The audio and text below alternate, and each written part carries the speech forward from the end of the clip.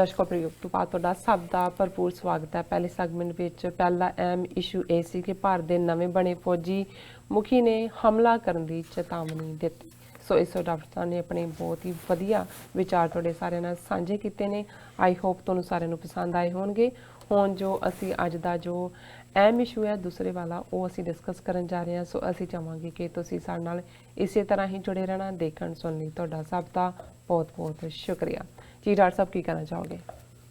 देखो उर्दू शायरी दे विच जिस नूं बेशक 13वीं 14वीं सदी च अमीर खुसरो जिन्हां ने तबले दी काढ़ कड्ढी, गज़ल दी काढ़ कड्ढी और जिन्हां दियां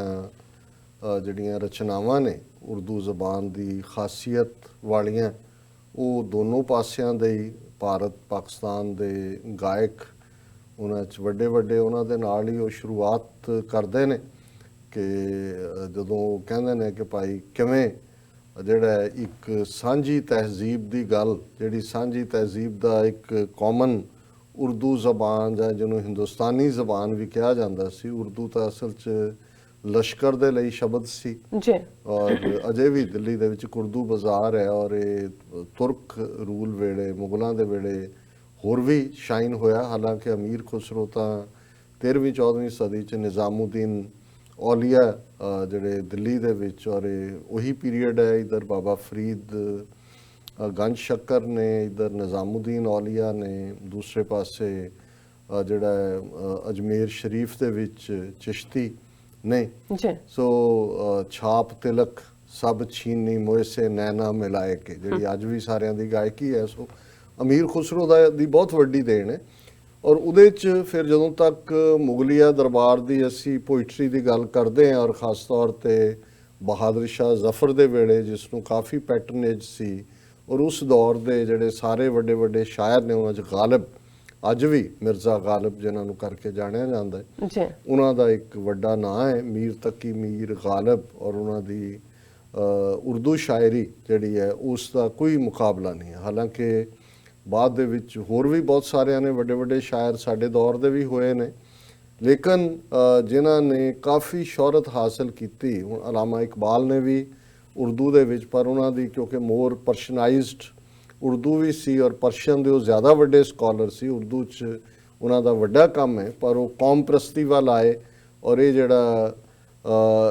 ਇਸ਼ਕ ਨਾਲ ਜੁੜਿਆ ਹੋਇਆ ਤੇ ਦੂਸਰਾ ਪਾਰਟ ਸੀ ਉਹ ਉਹਨਾਂ ਨੇ ਰੂਹਾਨੀ ਇਸ਼ਕ ਦੇ ਵਿੱਚ ਉਹਨਾਂ ਦੀ ਪੋਇਟਰੀ ਹੈ।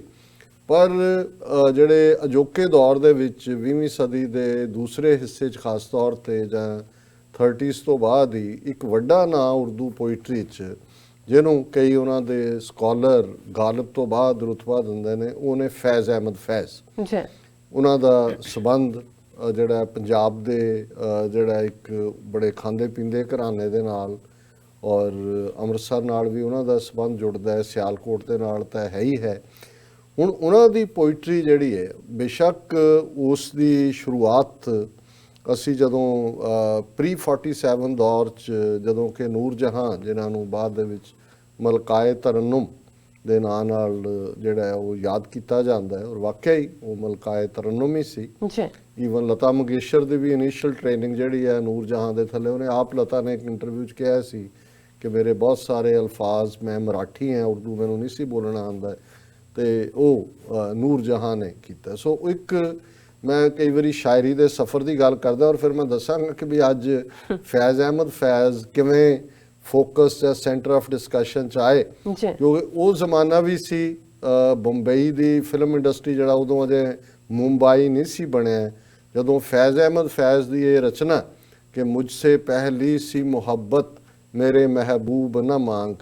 ਜਿਹੜੀ ਮਲਕਾਏ ਤਰਨਮ ਨੇ ਗਾਈ ਔਰ ਇਸ ਕਦਰ ਉਹ ਅੱਜ ਤੱਕ ਵੀ 70 72 ਜਾਂ 75 ਸਾਲ ਬਾਅਦ ਵੀ ਇਵੇਂ ਐਵਰਗ੍ਰੀਨ ਹੈ ਕਿ ਫੈਜ਼ ਅਹਿਮਦ ਫੈਜ਼ ਨੇ ਇੱਕ ਇੰਟਰਵਿਊ 'ਚ ਕਿਹਾ ਸੀ ਕਿ ਉਹ ਗਜ਼ਲ ਭਾਵੇਂ ਮੈਂ ਲਿਖੀ ਹੈ ਪਰ ਮੈਂ ਉਹ ਨੂਰ ਜਹਾਂ ਦੇ ਹਵਾਲੇ ਕਰ ਦਿੱਤੀ ਹੈ, ਉਹ ਨੂਰ ਜਹਾਂ ਦੇ ਨਾਂ ਨਾਲ ਹੀ ਵੱਜੇਗੀ। ਹੁਣ ਉਹ ਸ਼ਾਇਰ ਜਿਹਨੇ ਆਪਣਾ ਉਸ ਰੋਮਾਂਟਿਕ ਰਾਈਟ ਅਪ ਤੋਂ ਜਿਹੜਾ ਜ਼ਾਹਰ ਹੈ ਚੜ੍ਹਦੀ ਜਵਾਨੀ 'ਚ ਇੱਥੋਂ ਹੀ ਸ਼ੁਰੂ ਹੁੰਦੀ ਹੈ ਪੋਇਟਰੀ ਦਾ, ਫਿਰ ਉਹ ਉਸ ਲੈਵਲ ਤੱਕ ਲੈ ਕੇ ਗਿਆ ਕਿ ਉਰਦੂ ਦੇ ਅਦਬ 'ਚ ਈਵਨ ਗਾਲਿਬ ਦੇ ਬਰਾਬਰ ਉਹਨਾਂ ਨੂੰ ਜਿਹੜਾ ਉਹ ਤਸ਼ਬੀਹ ਦਿੱਤੀ ਜਾਂਦੀ ਹੈ। ਹੁਣ ਉਹ ਦੌਰ ਵੀ ਆਇਆ ਜਿਹਦੇ 'ਚ ਕਿ ਜਿਹੜੀ ਲੈਫਟਿਸਟ ਆਈਡੀਓਲੋਜੀ, ਉਹਨੂੰ ਕਮਿਊਨਿਜ਼ਮ ਕਹਿ ਲਓ, ਕੁਛ ਵੀ ਪ੍ਰੋਗਰੈਸਿਵ ਵੀ ਕਹਿੰਦੇ ਨੇ, ਜਿਹਦੇ 'ਚ ਇਹ ਪਾਰਟ ਸੀ ਕਿ ਜਸਟਿਸ, ਜੀ, ਗਰੀਬ ਨੂੰ ਉਹਦੀਆਂ ਲੋੜਾਂ ਪੂਰੀਆਂ ਹੋਣ, ਸੁਸਾਇਟੀ ਐਕਸਪਲੋਇਟ ਨਾ ਕਰੇ ਕਿਸੇ ਹੱਦ ਤੱਕ। ਇੱਕ ਉਹਨਾਂ 'ਚ ਵੀ ਉਹ ਅਸੀਂ ਜਿਹੜੇ ਬਿਲਕੁਲ ਨਾਸਤਿਕਤਾ ਵੱਲ ਚਲੇ ਗਏ, ਰੱਬ ਤੋਂ ਮੁਨਕਰ, ਔਰ ਉਹ ਸਮਝਦੇ ਸੀ ਕਿ ਬੰਦਿਆਂ ਦਾ ਬਣਾਇਆ ਨਿਜ਼ਾਮ ਹੈ ਔਰ ਇਹੀ ਐਕਸਪਲੋਇਟ ਕਰਦੇ ਨੇ, ਇਹਨਾਂ ਨੂੰ ਨੱਥ ਪਾਈ ਜਾਏ। ਇੱਕ ਉਹ ਸੀ ਜਿਨ੍ਹਾਂ ਦੀਆਂ ਜੜ੍ਹਾਂ ਆਪਣੇ ਜਿਹੜਾ ਫੇਥ 'ਚੋਂ ਨਹੀਂ ਹਿੱਲੀਆਂ, ਲੇਕਿਨ ਉਹਨਾਂ ਨੇ ਆਊਟਰੀਚ ਕੀਤਾ ਕਿ ਭਾਈ ਇਹ ਜਿਹੜੀ ਫਿਊਡਲ ਸੁਸਾਇਟੀ ਹੈ ਜਾਂ ਐਕਸਪਲੋਇਟਿੰਗ ਸੁਸਾਇਟੀ ਹੈ, ਇਹ ਸਾਡੀਆਂ ਬਿਮਾਰੀਆਂ ਦੀ ਜੜ੍ਹ ਹੈ, ਇਹਨੂੰ ਦੂਰ ਕੀਤਾ ਜਾਏ। ਸੋ ਮੈਂ ਕੋਈ ਫੈਜ਼ ਅਹਿਮਦ ਫੈਜ਼ ਤੇ PhD ਤਾਂ ਨਹੀਂ ਕੀਤੀ ਹੋਈ, ਲੇਕਿਨ ਮੈਂ ਇਹ ਸਮਝ ਸਕਦਾ ਹਾਂ ਕਿਉਂਕਿ ਜਦੋਂ ਅਸੀਂ ਵੀ ਇੱਕ ਰੈਵੋਲੂਸ਼ਨ ਦੀ ਲਾਈਨ ਤੇ ਤੁਰਦੇ ਹਾਂ, ਤਬਦੀਲੀ ਹੈ, ਖਾਲਿਸਤਾਨ ਦੀ ਸਟਰਗਲ ਵੀ ਇੱਕ ਰੈਵੋਲੂਸ਼ਨ ਹੈ, ਕਿਉਂਕਿ ਸਟੇਟਸ ਕੋ ਨੂੰ ਤੋੜਨਾ, ਜਿਹੜੇ ਦੱਬੇ ਹੋਏ ਨੇ ਉਹਨਾਂ ਨੂੰ ਕੱਢਣਾ। ਲੇਕਿਨ ਅਸੀਂ ਇਹ ਸਮਝਦੇ ਹਾਂ ਕਿ ਉਸ ਦੌਰ ਦੇ ਵਿੱਚ ਜਦੋਂ ਕਿ ਬਹੁਤ ਸਾਰੀਆਂ ਆਵਾਜ਼ਾਂ ਬੰਦ ਹੋ ਜਾਂਦੀਆਂ ਨੇ, ਜਦੋਂ ਸਖਤੀ ਹੁੰਦੀ ਹੈ, ਪਾਕਿਸਤਾਨ ਦੇ ਵਿੱਚ ਫੌਜੀ ਦੌਰ ਦਾ ਪੀਰੀਅਡ ਇਸ ਨਾਂ ਨਾਲ ਜਾਣਿਆ ਜਾਂਦਾ ਹੈ। ਹੁਣ ਤਾਂ ਖੈਰ ਜਿਹੜਾ ਮੀਡੀਆ ਬਹੁਤ ਵਾਈਬ੍ਰੈਂਟ ਹੈ ਪਾਕਿਸਤਾਨ ਦੇ ਵਿੱਚ, ਈਵਨ ਫੌਜੀ ਦੌਰ 'ਚ ਹੀ ਮੁਸ਼ਰਫ ਦੇ ਵੇਲੇ ਹੀ ਜਿੱਥੇ ਮੁਸ਼ਰਫ ਦੇ ਨਾਲ ਜੁੜੀਆਂ ਹੋਈਆਂ ਨੈਗੇਟਿਵਿਟੀਜ਼ ਹੋਣਗੀਆਂ, ਮੈਂ ਸਮਝਦਾ ਹੈ ਵੀ ਜਿਹੜੀਆਂ 2-3 ਪੋਜ਼ਿਟਿਵਿਟੀਜ਼ ਮੈਂ ਦੇਖ ਸਕਦਾ ਉਹਨਾਂ ਦੇ ਵਿੱਚ ਇੱਕ ਇਹ ਵੀ ਸੀ ਕਿ ਮੀਡੀਆ ਨੂੰ ਫਰੀडम ਦੇਣਾ, ਵਿਮਨ ਰਿਜ਼ਰਵੇਸ਼ਨ ਜਿਹੜੀ ਪਾਰਲੀਮੈਂਟ ਦੇ ਵਿੱਚ ਔਰ ਅਸੈਂਬਲੀਜ਼ ਦੇ ਵਿੱਚ ਹੋਈ। ਸੋ ਫੈਜ਼ ਅਹਿਮਦ ਫੈਜ਼ ਦਾ ਇੱਕ ਦੌਰ ਉਹ ਵੀ ਆਇਆ ਜਿੱਥੇ ਕਿ ਆਪਣੀਆਂ ਪ੍ਰੋਗਰੈਸਿਵ ਰਾਈਟਿੰਗਸ ਕਰਕੇ ਉਹ ਇੱਕ ਕੇਸ ਦੇ ਵਿੱਚ ਵੀ ਔਰ ਜੇਲ੍ਹ ਵੀ ਕੱਟੀ, ਔਰ ਉਸ ਸਾਰੇ 'ਚੋਂ ਹੁਣ ਉਹ ਇੱਕ ਤਬਦੀਲੀ ਦਾ ਦੌਰ ਸੀ ਜਿਹਦੇ 'ਚ ਉਹਨਾਂ ਦੀ ਜਿਹਦੇ 'ਚ ਕਿ ਉਹ ਇੱਕ ਆਪਣੇ ਕਿਸਮ ਦਾ ਜਿਹੜੀ ਤਬਦੀਲੀ, ਰੈਵੋਲੂਸ਼ਨ, ਚੇਂਜ ਦੇਖ ਰਿਹਾ ਸੀ, ਔਰ ਉਹਦੇ 'ਚ ਉਹਨਾਂ ਦੀ ਇੱਕ ਨਜ਼ਮ ਹਮ ਦੇਖेंगे, ਜਿਸ ਨੂੰ ਜੇ ਉਹਨਾਂ ਦੀ ਰੋਮਾਂਟਿਕ ਨਜ਼ਮ ਜਿਹੜੀ ਹੈ ਉਹ ਨੂਰ ਜਹਾਂ ਦੇ ਹਵਾਲੇ ਹੋਈ ਔਰ ਉਹਦੇ ਨਾਂ ਨਾਲ ਹੀ ਵੱਜਦੀ ਹੈ, ਤੇ ਉਹਨਾਂ ਦੀ ਇਹ ਹਮ ਦੇਖेंगे ਰੈਵੋਲੂਸ਼ਨਰੀ ਨਜ਼ਮ ਇਕਬਾਲ ਬਾਨੋ, ਇਹ ਬੇਸ਼ੱਕ ਦਿੱਲੀ ਦੀ 47 ਤੋਂ ਬਾਅਦ ਹੀ ਗਏ, ਲੇਕਿਨ ਜੇ ਪਾਕਿਸਤਾਨ ਦੇ ਵਿੱਚ ਤੁਸੀਂ ਇਸ ਕਿਸਮ ਦੀ ਕਿਸੇ ਬਹਾਦਰ ਆਵਾਜ਼ ਨੂੰ ਦੇਖਣਾ ਹੋਏ, ਬਹਾਦਰ ਇਸ ਲਈ ਕਿਉਂਕਿ ਜਦੋਂ ਕੁਝ ਚੱਲ ਰਿਹਾ ਹੁੰਦਾ ਉਦੋਂ ਜਿਹੜੀ ਆਵਾਜ਼, ਇਹ ਜ਼ਰੂਰੀ ਨਹੀਂ ਕਿ ਵੀ ਅਸੀਂ ਹਰ ਇੱਕ ਨਾਲ ਸਹਿਮਤ ਹੋਈਏ, ਲੇਕਿਨ ਮੈਂ ਇਹ ਦੇਖਦਾ ਕਿ ਇੱਕ ਜ਼ਮਾਨਾ ਜਦੋਂ ਜ਼ਿਆਉਲ ਹੱਕ ਦੇ ਜ਼ਮਾਨੇ ਦੇ ਵਿੱਚ ਮਿਲਟਰੀ ਰੂਲ ਆਇਆ,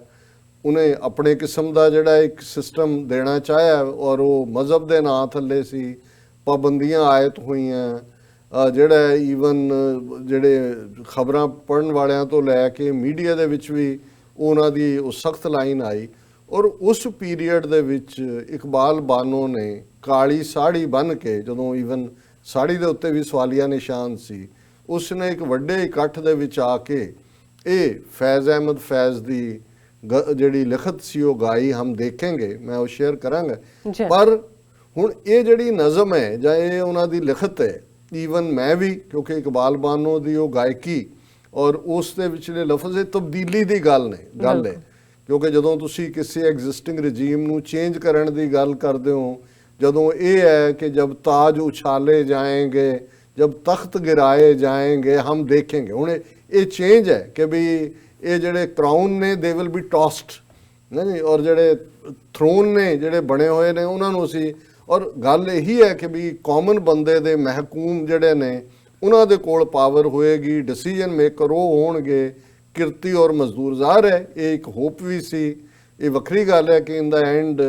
ਕਮਿਊਨਿਜ਼ਮ ਦਾ ਜਾਂ ਇਸ ਮੂਵਮੈਂਟ ਦਾ ਹਾਲ ਸੋਵੀਅਤ ਯੂਨੀਅਨ 'ਚ ਕੀ ਹੋਇਆ ਜਾਂ ਇਹਦੇ ਥੱਲੇ ਸਟਾਲਨ ਨੇ ਕੀ ਕੀਤਾ, ਖਰੁਸ਼ਚੇਫ ਨੇ ਕੀ ਕੀਤਾ, ਔਰ ਉਹਦੇ ਥੱਲੇ ਡਿਸਅਪਾਇੰਟਮੈਂਟ ਵੀ ਨਿਕਲੀ। ਲੇਕਿਨ ਇੱਕ ਸਟੇਜ ਤੇ ਸਬ ਕੰਟੀਨੈਂਟ ਦੇ ਜਿਹੜੇ ਥਿੰਕਰ ਸੀ ਜਾਂ ਜਿਨ੍ਹਾਂ ਦੇ ਕੋਲ ਜਿਹੜੇ ਸਮਝਦੇ ਸੀ ਕਿ ਤਬਦੀਲੀ ਆਣੀ ਚਾਹੀਦੀ ਹੈ, ਉਹ ਇਸ ਕਿਸਮ ਦੀ ਰੈਵੋਲੂਸ਼ਨ ਜਾਂ ਕ੍ਰਾਂਤੀ, ਇੱਕ ਵੱਖਰੀ ਗੱਲ ਹੈ ਕਿ ਸਾਡੇ ਉਸ ਦੌਰ ਦੇ ਵਿੱਚ ਇੱਕ ਜੋਕ ਚੱਲਦਾ ਸੀ ਕਿ ਵੀ ਇੱਕ ਕਮਿਊਨਿਸਟਾਂ ਦਾ ਬੜਾ ਵੱਡਾ ਇਕੱਠ ਹੋ ਰਿਹਾ ਸੀ, ਔਰ ਪਾਕਿਸਤਾਨ ਦੇ ਵਿੱਚ ਕਮਿਊਨਿਸਟਾਂ ਨੂੰ ਅਕਸਰ ਸੁਰਖੇ ਕਹਿੰਦੇ ਨੇ ਕਿਉਂਕਿ ਉਹਨਾਂ ਦਾ ਲਾਲ ਇਨਕਲਾਬ ਦਾ ਸਾਈਨ ਵੀ ਲਾਲ ਹੈ ਤੇ ਉਹ ਸੁਰਖ ਰੰਗ ਦਾ ਹੀ ਉਹਨਾਂ ਦੀ ਟੋਪੀ ਹੁੰਦੀ ਸੀ, ਤਾਂ ਉਹਨਾਂ ਦਾ ਨਾਂ ਹੀ ਸੁਰਖੇ ਰੱਖਿਆ ਹੋਇਆ। तो एक गल बड़ी मशहूर हुई, उन्होंने कहा जी वो जिहड़ा एक कम्युनिस्टां दे वड्डियां दी एक इकट्ठ चल रहा सी और उस दे बाहर थोड़ी क दूर ते एक गरीब बंदा जिहड़ा कपड़े जिहदे फटे हुए और मंद हाली च बैठा सी और एक मीटिंग शामिल होने लिए आए ने, उन्होंने देखा, उन्हें क्या पूछा कि भी तू कौन है तो इत्थे की कर रहे, तो कहना उन्हें कहा जी मैं इनकलाब हाँ, ये मैनू कामरेडा ने बाहर कढ़ता, हुण ये सारे कैपिटलिस्ट हो गए ने। वो असीं इंडिया च भी देखिया कि किवें, और एक बार अमरीकन एंबैसडर ने ये गल कही सी जिहड़ा इंडिया च सी, उन्हें कहा जी पार्लीमेंट च खलो के बड़ियां धुआंधार तकरीरां करते हैं कम्युनिज्म ते सोवियत, उस तो बाद आके अगले दिन मैनू कॉल कर रहे होंगे ने जी साडे मुंडिਆਂ ਨੂੰ अमरीका भेजण दे लई स्कॉलरशिप दवा दिओ। ये हिपोक्रेसी सी, बेचारे कई कॉमन लोग तो लगे फॉर ए चेंज, है ना। और इस सारे दे थल्ले और दूसरा पार्ट सी कि जदों तुसी ज़मीनी हकीकत जिहड़ी तुहाडे अपने लोकां दी है ਉਹਨੂੰ ਤੁਸੀਂ नहीं समझते तो ਤੁਸੀਂ जिवें एक ਇਹਦੇ ਨਾਲ जुड़िया होर भी सी कि बड़ा वधिया मौसम है दिल्ली दे विच और एक बंदा जिहड़ा है वो छाता लैके चल रहा है, वो सिर दे उत्ते रखिया होया है और कोई ना मींह है ना धुप है, ਉਹਨੂੰ ਕਿਸੇ ने पूछा कि भी तू छतरी चुकी हुई इत्थे की है, कहना जी मास्को च मींह पै रहा क्योंकि उन्हों दे हर ऑर्डर ही ਉਹਦੇ ਨਾਲ ਕਰਦੇ ਸੀ। पर मैं ये समझदा है भी ये जिहड़ी लिखत है फैज़ अहमद फैज़ दी, ये एवरग्रीन है दुनिया दे विच। जदों भी कोई तब्दीली दे लई जिहड़ा खड़ा होने वाला वो होएगा, पहला मैं नज़म पढ़ ਲਾਂ फिर मैं दस दियां भी हुण अज फैज़ अहमद फैज़ दे उत्ते भी ये इल्ज़ाम कि ये हिंदुआं दा विरोधी है किवें लगा। IIT कानपुर दे प्रोफैसरां दा एक प्रोफैसर ने शिकायत की, वो हुण एक पैनल बन गया जिन्होंने ये नज़म दे दित्ती है, वो डिसाइड करेगा क्योंकि जिहड़ा सिटीजनशिप अमेंडमेंट एक्ट के खिलाफ कानपुर के IIT स्टूडेंट्स ने जिहड़ा वो प्रोटेस्ट किया, उत्थे भावें दफ़ा 144 राय से उन्होंने डिफाई किया और उस प्रोटेस्ट के वेले जिहड़े उन्हों दे स्टूडेंट ने IIT दे वो ये फैज़ अहमद फैज़ की नज़म पढ़ रहे हैं, उन्होंने जिहड़ा ग्रुप दे विच जिवें हुंदा सी चैंट कर दो। और वो एक प्रोफैसर ने कहा जी आ देखो ये तो एंटाई हिंदू है कि जब बुत उठाए जाएंगे, है कि भी ये तो साडा हिंदुआं दा, हुण उन्होंने पैनल बना दिता। पर ये नज़म है हम देखेंगे, लाजम है कि हम भी देखेंगे वो दिन कि जिसका वादा है जो लोहे अज़ल में लिखा है, एटर्निटी तो जड़ा लिखा हुआ है, हम देखेंगे जब जुल्मो सितम के कोहे गिरा रूई की तरह उड़ जाएंगे, हम महकूमों के पांव तले ये धरती धर धर धड़केगी और अहले हकम के सर ऊपर जब बिजली कर कड़ कड़ कड़केगी, हम देखेंगे। हुण ये कि भाई किवें जिहड़े वड्डे वड्डे कोहे गिरां वड्डे वड्डे पहाड़ जुल्मो सितम दे लोकां दे सैलाब दे सामने रेवोल्यूशन दे ये रूह की तरह उड़ जाणगे और असी जिहड़े महकूम जिन्हां नूं हर चीज़ तो जिहड़ा वो महरूम किया होया है, उन्हां दे मजलूम उन्हां दे पैरां दे थल्ले जिहड़ी धरती है ये धड़केगी और ये जिहड़ा जिहड़े अहले हकाम जिहड़े रूलर ने उन्हां दे सिर दे उत्ते लोकां दे रोह दी बिजली कड़ के वो वक्त आ रहा है, हम देखेंगे जब अर्ज़े खुदा के काबे से सब बुत उठाए जाएंगे, हम अहले सफ़ा मरदूदे हरम मसनद पे बैठाए जाएंगे, सब ताज उछाले जाएंगे, सब तख्त गिराए जाएंगे, हम देखेंगे। हुण ज़ाहिर है कि तुसी पोइट्री दे विच सिंबोलिज्म इस्तेमाल कर दो और यही जिहड़ा शेयर है इनू ही उन्होंने एंटी हिंदू बना दिता है। और मैं इसकी ईवन अंग्रेजी ट्रांसलेशन देख रहा सी, जिन्हें ट्रांसलेट किया है उन्हें बिल्कुल एग्जैक्टली ठीक समझा इसकी फैज़ अहमद फैज़ की उस शायरी नूं। उन्हें अंग्रेजी इस कपलेट का यह है कि from the abode of God when icons of falsehood will be taken out, when we the faithful who have been barred out of sacred places will be seated on high cushions, when the crowns will be tossed, when the thrones will be brought down. ਹੁਣ ਇਹ ਜਿਹੜਾ ਜਿਹੜਾ ਬੁੱਤ ਉਠਾਏ ਜਾਣ ਦੀ ਗੱਲ ਹੈ, ਇਹ ਕੋਈ ਹਿੰਦੂਆਂ ਦੀ ਬੁੱਤ ਪ੍ਰਸਤੀ ਦੇ ਉੱਤੇ ਕੋਈ ਨਹੀਂ ਹੈ ਕਿ ਉਹ ਕੋਈ ਐਂਟਾਈ ਹਿੰਦੂ ਹੋ ਗਿਆ ਫੈਜ਼ ਅਹਿਮਦ ਫੈਜ਼। ਉਹ ਤਾਂ ਇਹ ਫਰੇਜ਼ ਹੈ ਜਿਹੜਾ ਇਹ ਦੱਸ ਰਿਹਾ ਕਿ ਭਾਈ ਇਹ ਜਦੋਂ ਇਹ ਰੱਬ ਦੇ ਦਰਬਾਰ ਦੇ ਵਿੱਚ ਅਲਟੀਮੇਟਲੀ ਇਹ ਫਾਲਸਹੁੱਡ ਟੁੱਟੇਗਾ ਔਰ ਇਹ ਜਿਹੜੇ ਹਾਕਮ ਬਣੇ ਹੋਏ ਨੇ ਹੰਕਾਰ ਦੇ ਵਿੱਚ ਲੋਕਾਂ ਤੇ ਜ਼ੁਲਮ ਕਰਦੇ ਨੇ, ਇਹ ਇਕੱਲਾ ਭਾਵੇਂ ਇੱਕ ਦੌਰ ਦੀ ਗੱਲ ਹੋਏ, ਇਹ ਹਰ ਦੌਰ ਦੇ ਉੱਤੇ ਢੁਕਦੀ ਹੈ। ਔਰ ਕਾਨਪੁਰ ਦੇ ਸਟੂਡੈਂਟਸ ਨੇ ਦੇਖਿਆ ਕਿ ਵੀ ਆ ਜਿਹੜਾ ਮੋਦੀ ਐਂਡ ਅਦਰ ਕੰਪਨੀ ਇਹ ਨਹੀਂ ਹੈ। ਹੁਣ ਜਿਵੇਂ ਪਾਕਿਸਤਾਨ ਦੇ ਇੱਕ ਬੜੇ ਪਪੂਲਰ ਲੋਕ ਸ਼ਾਇਰ ਹੋਏ ਨੇ ਜਿਨ੍ਹਾਂ ਨੂੰ ਮੈਂ ਬਹੁਤ ਐਡਮਾਇਰ ਕਰਦਾ, ਹਬੀਬ ਜ਼ਾਲਿਬ, ਔਰ ਉਹਨਾਂ ਦਾ ਇੱਕ ਜਿਹੜਾ ਕਾਫੀ ਪਪੂਲਰ ਉਹਨਾਂ ਦਾ ਕਪਲੇਟ ਹੈ ਕਿ ਜਿਹਦੇ 'ਚ ਉਹਨਾਂ ਨੇ ये क्या कि तुमसे पहले भी एक शख्स जो यहाँ तख्ते नशीं था उसको भी अपने खुदा होने का इतना ही यकीन था। हुण ये शेयर बेशक किनू एड्रैस करके उन्होंने किया है, लेकिन अज जे तुसी मोदी अमित शाह दी किलर जोड़ी नू एड्रैस करके कहो